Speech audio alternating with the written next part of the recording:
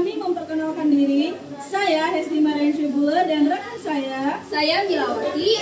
Saya Jen Benjelia. Saya Siti Nuraini. Saya Tanti Marina. Di video kali ini kami akan menjelaskan materi tentang Investasi dan pasar modal. Selamat menyaksikan.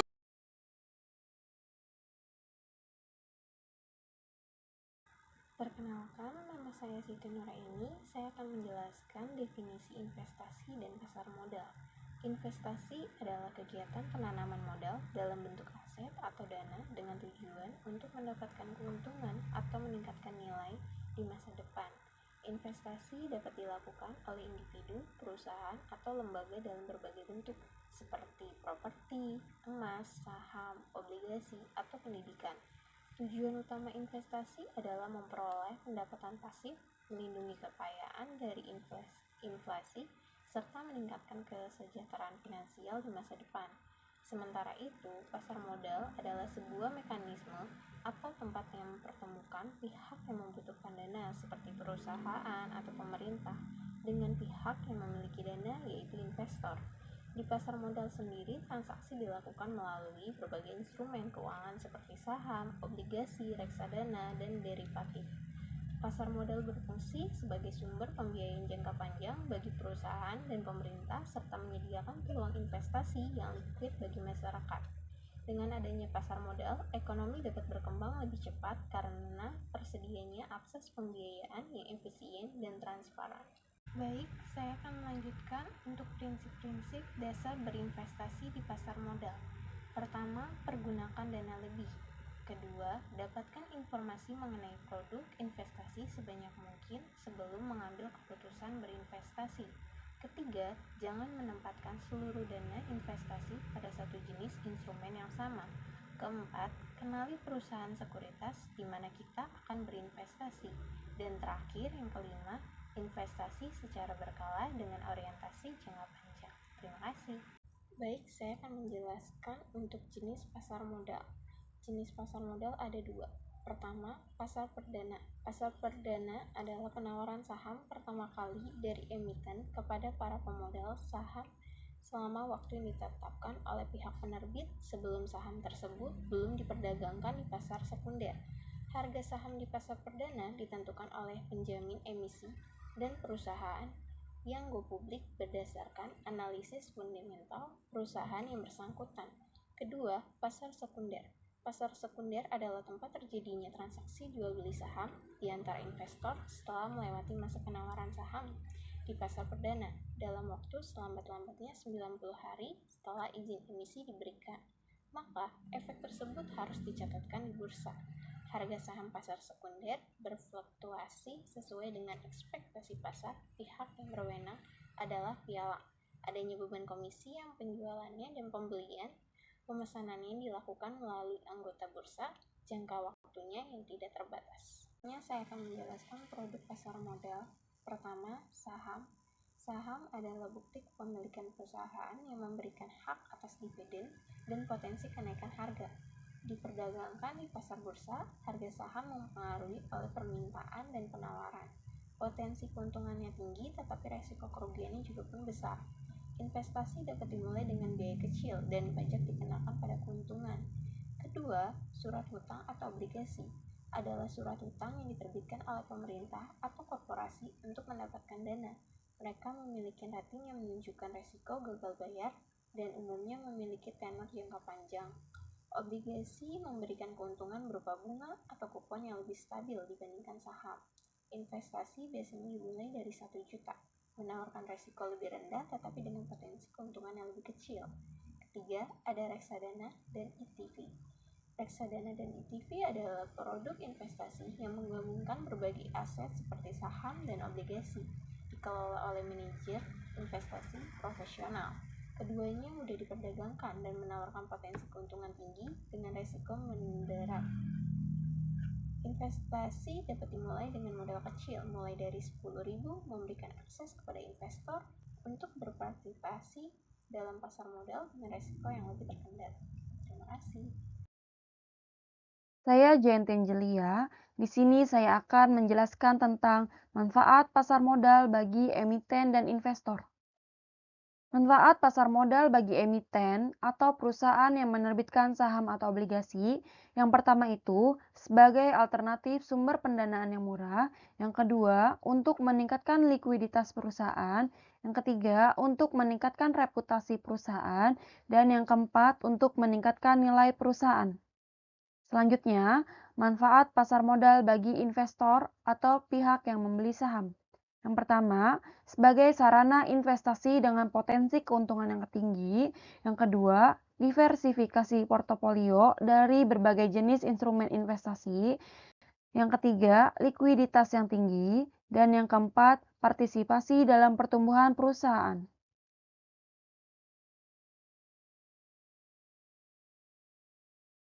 Baik, selanjutnya itu ada manfaat berinvestasi di pasar modal. Apa saja sih manfaat berinvestasi di pasar modal bagi investor? Yang pertama, potensi keuntungan, yang dimana investor dapat memperoleh dividen, bunga tetap, dan capital gain. Yang kedua, diversifikasi portofolio, berinvestasi di berbagai instrumen untuk mengurangi risiko. Yang ketiga, akses ke perusahaan besar. Hal ini memungkinkan investasi di perusahaan besar dengan potensi imbal hasil tinggi. Yang keempat, likuiditas. Hal ini memudahkan membeli dan menjual instrumen kapan saja. Yang kelima, transparansi dan pengawasan. Pasar diawasi oleh otoritas seperti OJK, memberikan perlindungan dan keadilan. Dan yang keenam, pertumbuhan jangka panjang. Potensi keuntungan jangka panjang, terutama melalui saham yang berkembang. Nah, selain manfaat pasar modal, di sini juga ada fungsi pasar modal. Yang pertama itu sebagai sumber pendanaan bagi perusahaan dan pemerintah. Yang kedua, sebagai sarana pemerataan pendapatan melalui investasi masyarakat. Yang ketiga, untuk meningkatkan kapasitas produksi perusahaan. Yang keempat, untuk menciptakan lapangan kerja baru. Yang kelima, untuk meningkatkan pendapatan negara melalui pajak.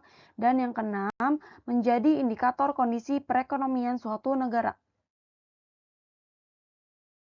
Oke, baik. Selanjutnya itu ada peran bursa efek. Bursa efek memainkan peran penting dalam pasar modal sebagai fasilitas tempat perdagangan berbagai instrumen keuangan, seperti saham dan obligasi. Bursa efek menyediakan platform yang terorganisir dan transparan bagi perusahaan untuk menawarkan saham atau obligasi kepada publik atau penawaran umum, serta memungkinkan investor untuk membeli dan menjual instrumen keuangan tersebut. Selain itu, Bursa Efek juga berfungsi sebagai pengatur dan pengawas perdagangan untuk memastikan bahwa transaksi berlangsung secara adil, efisien, dan sesuai dengan peraturan yang berlaku. Dengan menyediakan likuiditas dan meningkatkan transparansi pasar, Bursa Efek turut mendukung stabilitas dan pertumbuhan ekonomi. Saya Milawati, di sini saya akan menjelaskan tentang konsep dasar saham. Saham adalah perusahaan berharga yang menunjukkan kepemilikan atas sebagian perusahaan. Pemegang saham berhak atas bagian keuntungan perusahaan atau dividen dan memiliki hak suara dalam rapat umum pemegang saham atau RUPS. Saham ini dibagi menjadi dua. Yang pertama ada saham biasa. Saham biasa ini memberikan hak suara dalam RUPS dan hak atas dividen yang tidak tetap. Yang kedua ada saham preferen. Saham preferen ini memberikan prioritas dalam pembayaran dividen, tetapi umumnya tidak memiliki hak suara. Selanjutnya ada konsep dasar obligasi. Obligasi ini adalah surat utang yang diterbitkan oleh perusahaan atau pemerintah untuk meminjam dana dari investor. Pemegang obligasi berhak menerima pembayaran bunga tetap atau kupon secara periodik dan pokok utang pada saat jatuh tempo. Nah, obligasi ini memiliki beberapa elemen penting. Yang pertama ada nilai nominal. Nilai nominal ini jumlah uang yang akan dibayar kembali kepada pemegang obligasi saat jatuh tempo. Lalu yang kedua ada tingkat bunga atau kupon. Tingkat bunga ini adalah persentase bunga yang dibayarkan kepada pemegang obligasi. Yang ketiga jatuh tempo. Jatuh tempo ini waktu di mana obligasi harus dilunasi beserta pokok dan bunganya. Selanjutnya ada konsep dasar reksadana. Reksadana ini adalah wadah untuk menghimpun dana dari banyak investor yang kemudian dikelola oleh manajer investasi dalam berbagai instrumen keuangan, seperti saham, obligasi, atau pasar uang. Investor membeli unit penyertaan yang mempresentasikan bagian dari portofolio reksadana.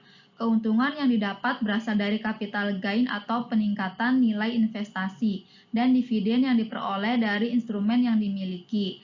Keuntungan reksadana termasuk diverifikasi yang mengurangi risiko dan pengelolaan profesional oleh manajer investasi. Lalu di sini ada jenis reksadana. Yang pertama ada reksadana saham. Reksadana ini yang sebagian besar portofolionya diinvestasikan dalam saham perusahaan yang terdaftar di bursa saham. Tujuan dari reksadana ini untuk mendapatkan keuntungan dari pertumbuhan harga saham. Lalu yang kedua ada reksadana pendapatan tetap, yaitu untuk mengalokasikan dana himpunannya ke dalam instrumen yang bisa menghasilkan pendapatan secara tetap. Tujuannya untuk mendapatkan pendapatan yang stabil. Lalu yang ketiga ada reksadana pasar uang. Reksadana pasar uang ini adalah reksadana yang hanya melakukan investasi pada instrumen pasar yang dalam negeri dan efek bersifat utang dan jangka waktu tidak lebih dari 1 tahun. Tujuannya untuk menjaga likuiditas dan nilai modal yang stabil. Lalu yang keempat ada reksadana campuran. Tujuan dari reksadana campuran ini untuk mendapatkan kombinasi dari pertumbuhan harga saham, pendapatan stabil obligasi, dan likuiditas instrumen pasar uang. Struktur pasar modal di Indonesia. Yang pertama itu Otoritas Jasa Keuangan sebagai regulator dan pengawas pasar modal di Indonesia mengatur dan memastikan kepatuhan pelaku pasar terhadap peraturan. Yang kedua, Bursa Efek Indonesia, tempat berlangsungnya transaksi jual beli efek seperti saham, obligasi, reksadana, dan lain-lain. Fasilitator perdagangan efek bagi emiten dan investor. Yang ketiga, Lembaga Clearing dan Penjaminan, menjamin penyelesaian transaksi efek di bursa, bertugas memberikan jaminan agar transaksi dapat terlaksana. Yang keempat, Lembaga Penyimpanan dan Penyelesaian, menyimpan data efek secara elektronik, mengelola penyelesaian administrasi setelah transaksi. Yang kelima, Perusahaan efek, broker yang bertindak sebagai perantara perdagangan efek atau penjamin emisi efek. Yang keenam, Manajer investasi, mengelola dana investasi seperti reksadana dan portofolio efek lainnya. Yang ketujuh, emiten, perusahaan yang menerbitkan efek untuk dijual di pasar modal. Yang kedelapan, investor, individu atau institusi yang membeli efek sebagai bentuk investasi. Yang kesembilan, lembaga penunjang, meliputi notaris, akuntan publik, konsultan hukum, dan penilai yang membantu kelancaran proses di pasar modal. Manfaat berinvestasi di reksadana. Yang pertama, diversifikasi. Dengan reksadana, dana investor diinvestasikan dalam berbagai instrumen keuangan, mengurangi risiko kerugian besar dari suatu aset yang buruk. 2. Pengelolaan profesional. Manajer investasi yang berpengalaman mengelola portofolio reksadana, membantu investor yang tidak memiliki waktu atau keahlian untuk mengelola investasi secara langsung. Yang ketiga, akses ke instrumen keuangan yang lebih beragam. Reksadana memungkinkan investor kecil untuk mengakses saham, obligasi, atau pasar uang yang mungkin sulit dijangkau jika berinvestasi secara langsung. 4. Likuiditas. Investor dapat membeli atau menjual unit penyertaan reksadana yang mudah, memberikan fleksibilitas dalam mengakses dana. Yang kelima, biaya yang efisien. Reksadana seringkali menawarkan biaya yang lebih rendah untuk transaksi dan pengelolaan dibandingkan investasi langsung dalam saham atau obligasi. Manfaat berinvestasi di saham. Yang pertama, potensi keuntungan tinggi, mendapatkan capital gain dari kenaikan harga saham. Yang kedua, dividen, mendapatkan pasif dari pembagian keuntungan perusahaan. Yang ketiga, diversifikasi, mengurangi risiko dengan portofolio investasi yang beragam. Keempat, kepemilikan perusahaan, memberikan hak suara dalam keputusan perusahaan. Yang kelima, likuiditas tinggi, saham mudah diperjualbelikan di pasar modal. Yang keenam, lindung nilai terhadap inflasi, nilai saham cenderung naik seiring waktu. Manfaat berinvestasi di obligasi. 1. Pendapatan tetap, mendapatkan kupon atau bunga secara rutin. 2. Risiko lebih rendah, lebih stabil dibandingkan saham. 3. Pengembalian pokok, dana awal investasi dikembalikan saat jatuh tempo. 4. Diversifikasi, mengurangi risiko portofolio investasi. 5. Pilihan jangka waktu, tersedia opsi jangka pendek hingga panjang. 6. Cocok untuk tujuan finansial, yaitu ideal untuk pendapatan pasif atau simpanan masa depan. Pasar modal. 1. Investor, yaitu pembeli di pasar modal disebut sebagai investor. Mereka yang mencari efek dan surat berharga lainnya untuk dibeli. Sebelum melakukan pembelian, tentu investor akan melakukan analisis dulu untuk memilih efek yang tepat sesuai dengan kualitas dan modal yang dimilikinya. 2. Emiten, yaitu sosok penjual di dalam pasar modal disebut sebagai emiten. Tujuan emiten adalah mencari dana segar dari para investor. Penerimaan dana ini sangat dinanti karena akan digunakan untuk mengembangkan usaha. Pola pasar modal ada 4. Yang pertama, investasi di pasar modal. 2. Efek dan mekanisme perdagangan saham. 3. Struktur pasar modal Indonesia. 4. Acuan kepemilikan sekuritas atau akses. Risiko investasi di pasar modal. Pertama, risiko investasi pasar modal, risiko harga yang fluktuatif, risiko kebangkrutan perusahaan, risiko likuiditas artinya tidak dapat menjual saham atau obligasi dengan mudah, dan yang terakhir ada risiko ketidakpastian pasar. Baik, nama saya Hesti Marenjogulo. Di sini saya akan menambahkan materi tentang acuan kepemilikan sekuritas atau akses. Nah, di sini ada SID, yaitu Single Investor Identification, adalah kartu berisi sederet angka yang merupakan identitas tunggal seorang investor guna melakukan semua transaksi di pasar modal. Nah, akses ini diperlukan untuk memantau portofolio pasar modal. Fungsinya adalah 1. Sebagai identitas investor. 2. Kemudahan akses perdagangan di pasar modal. 3. Transparansi investasi. Dan yang terakhir, mempermudah transaksi saham. Selanjutnya yaitu perlindungan pemodal di pasar modal. Perlindungan pemodal di pasar modal Indonesia dilakukan oleh Dana Perlindungan Pemodal atau DPP yang dikelola oleh Indonesia Securities Investor Protection Fund atau SIPV. SIPV ini didirikan untuk memberikan rasa aman dan nyaman bagi investor serta untuk memajukan perekonomian Indonesia. Aset yang dilindungi ada 2, yaitu yang pertama, efek yang tercatat dan terdaftar di PT KSEI meliputi efek ekuitas, efek bersifat utang, efek derivatif, dan reksadana. Yang kedua, dana pada kustodion, dibukakan rekening dana nasabah pada bank atas nama pembeli. Selanjutnya yaitu alur perlindungan pemodal. Ada 5 bagian, yaitu yang pertama kehilangan aset pemodal, kemudian pemodal mengkonfirmasi dan menyelesaikan kepada kustodian terkait, yang ketiga pemodal melaporkan kepada OJK, yang keempat OJK melakukan verifikasi dan investigasi serta menerbitkan pernyataan tertulis bahwa terdapat kehilangan aset pemodal, dan yang terakhir Indonesia SIPV melakukan proses klaim. Baik, yang terakhir yaitu kesimpulan. Investasi dan pasar modal merupakan sarana penting untuk meningkatkan nilai aset, menciptakan pendapatan pasif, dan mendukung pertumbuhan ekonomi. Pasar modal tidak hanya menyediakan pembiayaan jangka panjang bagi emitmen, tetapi juga memberikan peluang diversifikasi dan potensi keuntungan yang tinggi bagi investor. Dengan memahami prinsip-prinsip investasi, mengenal risiko yang ada, serta memanfaatkan mekanisme perlindungan seperti dana perlindungan pemodal, investor dapat mengoptimalkan keuntungan, meminimalkan risiko, dan berkontribusi pada stabilitas serta perkembangan ekonomi secara keseluruhan. Sekian video penjelasan materi dari kelompok kami, kurang lebihnya kami mohon maaf.